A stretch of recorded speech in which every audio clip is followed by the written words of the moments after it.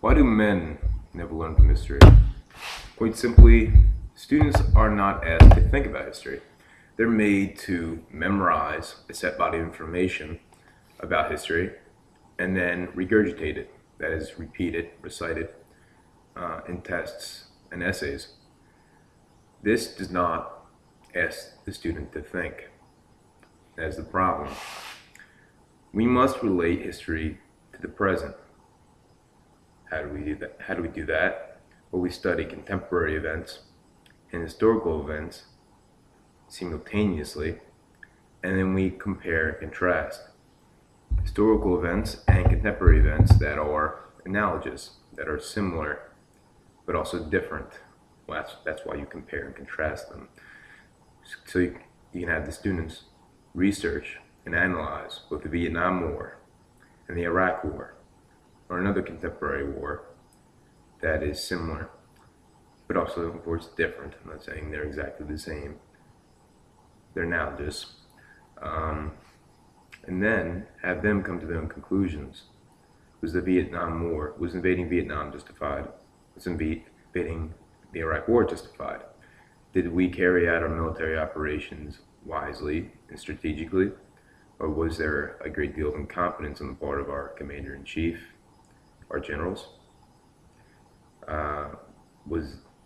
Were they executed correctly? Did we understand the culture in which we were immersing ourselves when we invaded these countries? Most professors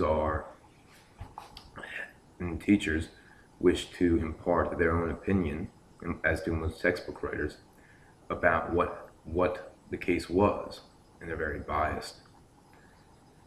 But students don't learn that. They don't learn when they're reading textbooks to be critical. You're not supposed to question the textbook or its take on any political issue.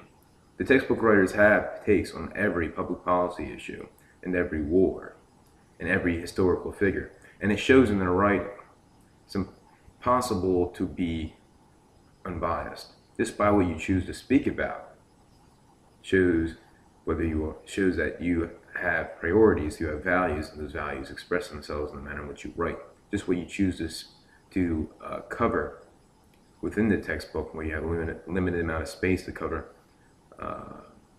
whatever historical period you're covering, whether U.S. History 1 or U.S. History 2.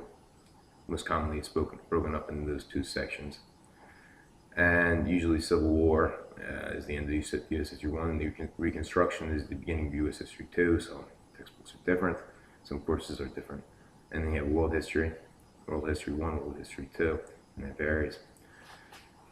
But students are not researching and analyzing contemporary events and coming to their own conclusions. That's also another problem, is that we do not present students with opposing viewpoints on historical and contemporary issues, so that they can use critical thinking, read things, and figure out what is truly the case. Opposing viewpoints on the Vietnam War and the Iraq War. That requires critical thinking. You have to figure out which points of view are justified by the evidence and are logically sound, and which are spin, which are inaccurate, which are making arguments that are not sensible. You have to make that decision, or the student should have to make that decision, and come to at least a provisional, that is a preliminary conclusion.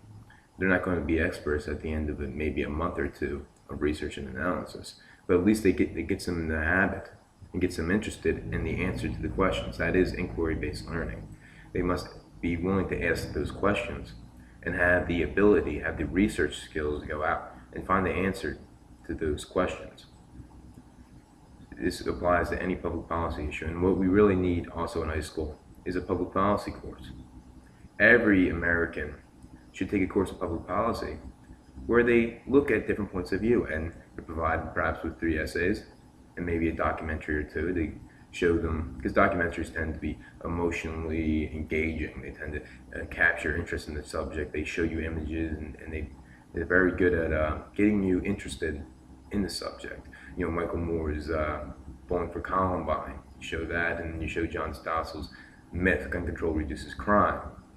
And then you'd have the students go out and say, well, there's statistical research out there, and there are other viewpoints. I want you to watch debates on C-SPAN. I want you to watch different debates between NRA members and advocates of gun control, and I want you to, over the course of the next several weeks, compose a research paper, and I will help you in the research process using EBSCOhost, using the library resources, and your English teacher will also be helping you simultaneously at this point, learning how to write a good research paper, and then you will, at the end of that, participate in conversations, dialectics like the Socratic method, and debates, and you will also respond to other students' papers.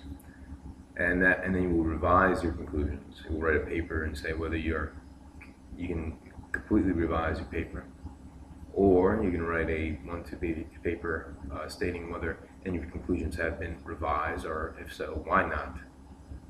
Or have you at least learned something that you didn't know before? What did they read? What evidence did they look at that you had not yourself looked at, which may lead you down to a more nuanced understanding of the subject? This is how social studies, this is how history, even the study of history, should be carried out. Because if you do not study history and contemporary events simultaneously, if you're not relating history to the present and seeing how history repeats itself and drawing lessons from history, seeing how the formulas of human action occur, how democracies function, how republics function, how different forms of government occur, how revolutions occur, what are the patterns, what is the most effective in creating an effective revolution in the country, like in what's it called, in the Middle East. I can't believe the spring.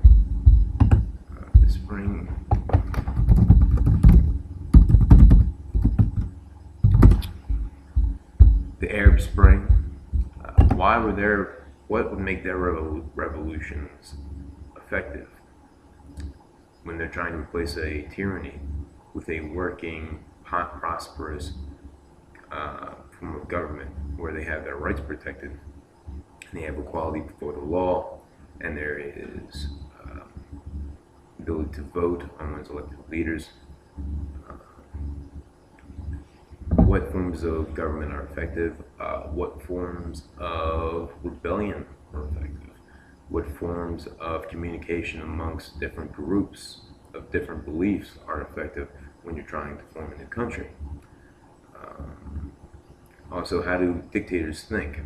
How do they come to power? What factors allow them to control an entire nation of people and put the interests of the small, less than 1%, like North Korea, put the interest of the top 1% at the expense of the 99, and form a tyrannical government where people have no freedom of speech, they have no freedom of assembly, they have no right to bear arms, they have no right to a trial by jury, they have no guarantees of civil or economic liberty whatsoever.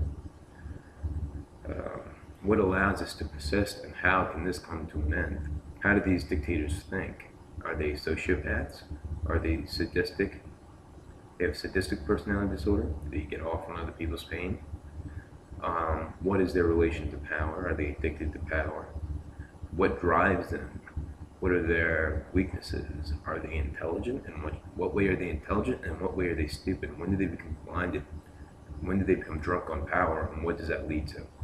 These are all questions that are interesting and can lead one to do research voluntarily, but they're not questions that most historians or most history teachers and most professors ask. And students must be allowed to ask their own questions. But that's the end of this video. Thank you for watching.